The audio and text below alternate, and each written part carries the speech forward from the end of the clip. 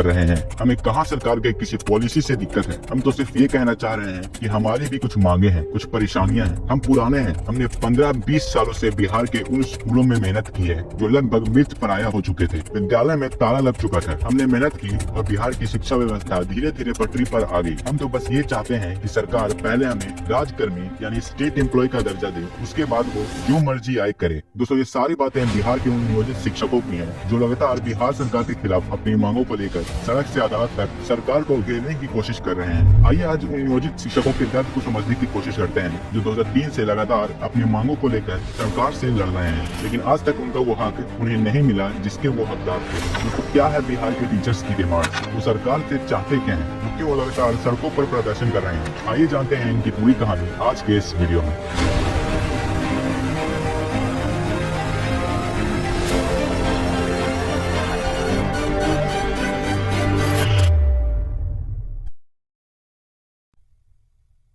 दोस्तों, ये बात तब शुरू होती है जब बिहार में सत्ता की डोर राबड़ी देवी के हाथों में थी और ये साल था 2003, जब बिहार सरकार ने विभिन्न नियोजन इकाइयों के माध्यम से शिक्षा मित्रों की बहाली के लिए एक वैकेंसी निकालती है और तनख्वाह होती है सिर्फ 1500 रुपए महीना। पंचायत नियोजन इकाई, प्रखंड नियोजन इकाई, नगर प्रखंड नियोजन इकाई और जिला परिषद इकाई से हजारों शिक्षा मित्रों की बहाली होती है सिर्फ 11 महीनों के लिए। दूसरे चरण में इसी तरह की बहाली साल 2005 में होती है और इसी तरह पूरे बिहार में लाखों शिक्षकों की बहाली होती है जो काम तो बच्चों को पढ़ाने का करते थे, लेकिन उन्हें टीचर्स नहीं बल्कि शिक्षा मित्र कहा जाता था। उनकी अटेंडेंस भी अलग रजिस्टर में बनती थी। ये सब चल ही रहा था कि नवंबर 2005 में बिहार की सरकार फिर बदली और नई सरकार बनी जिसके मुख्यमंत्री थे नीतीश कुमार, जिन्हें आजकल पूरी दुनिया पलटू राम के नाम से जानती है। साल 2006 में जुलाई के महीने में नीतीश कुमार शिक्षा मित्रों की नौकरी परमानेंट करते हुए उन्हें नियोजित शिक्षक नाम देते हैं और उनकी सैलरी भी 1500 रुपए से बढ़ाकर 4000 रुपए कर देते हैं। बस यहीं से नियोजित शिक्षक और बिहार सरकार के बीच लगातार टकराव की स्थिति बनी हुई है। बिहार में गठबंधन बदलते रहे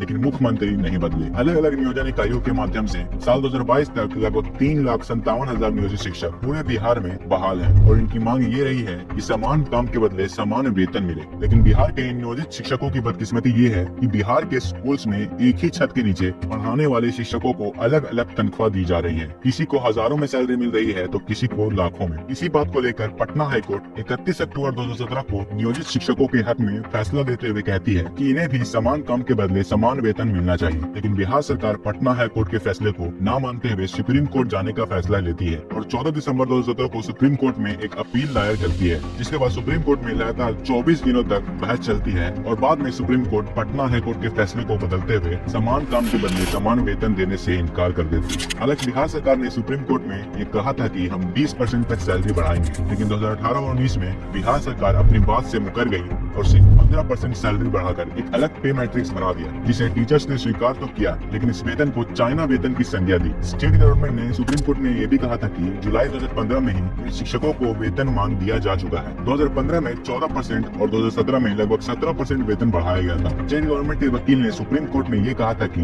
बिहार सरकार की आर्थिक स्थिति यानी इकोनॉमिक कंडीशन ऐसी नहीं है कि वो इन शिक्षकों को पुराने शिक्षकों की तरह वेतनमान दे सके। इसके लिए सरकार को सालाना 28,000 करोड़ रुपए का आर्थिक बोझ उठाना पड़ेगा। इसके साथ ही एरियर देने की स्थिति में 52,000 करोड़ का बोझ सरकार पर अलग से पड़ेगा। अगर नियोजित शिक्षकों के हक में सुप्रीम कोर्ट का फैसला आता तो इन टीचर्स की सैलरी 45,000 से लेकर 70,000 रुपए तक हो जाती, लेकिन सुप्रीम कोर्ट का फैसला इन टीचर्स के हक में नहीं आया, जिससे टीचर्स निराश हो गए। लेकिन इसके बाद भी टीचर्स ने हार नहीं मानी और वो बिहार के गरीब बच्चों को पढ़ाने का काम करते रहे। इसके बाद लड़ाई शुरू हुई राजकर्मी यानी स्टेट एम्प्लॉय बनने की। शिक्षकों का कहना था कि सरकार उन्हें स्टेट एम्प्लॉय का दर्जा दे। तो आपकी जानकारी के लिए बता दो कि बिहार गवर्नमेंट इन नियोजित शिक्षकों को स्टेट एम्प्लॉय नहीं मानती है। खैर, टीचर्स की इस डिमांड को सुनने के बाद सरकार कई सालों के टाल मटोल के बाद साल 2023 में एक नियमावली बनाती है, जिसमें ये कहा गया है कि सभी नियोजित शिक्षकों को एक परीक्षा यानी एक एग्जाम देना होगा, जिसका नाम है सक्षमता परीक्षा, जो ऑनलाइन ली जाएगी और हर टीचर को 3 बार एग्जाम देने का मौका मिलेगा। पास होने पर ये नियोजित शिक्षक विशिष्ट शिक्षक कहलाएंगे। टीचर्स से 3 जिलों का ऑप्शन भी मांगा गया है। सभी टीचर्स को मेरिट के आधार पर जिला मिलेगा। ज्यादा नंबर आने पर पहले नंबर का जिला मिलेगा और इसी तरह नंबर के आधार पर जिले मिलेंगे। जानकारों के अनुसार इनकी सैलरी भी ऐसी तय की गई है जो पहले मिल रहे वेतन से कम है और खासकर जिनकी बहाली 2016 तक हो चुकी थी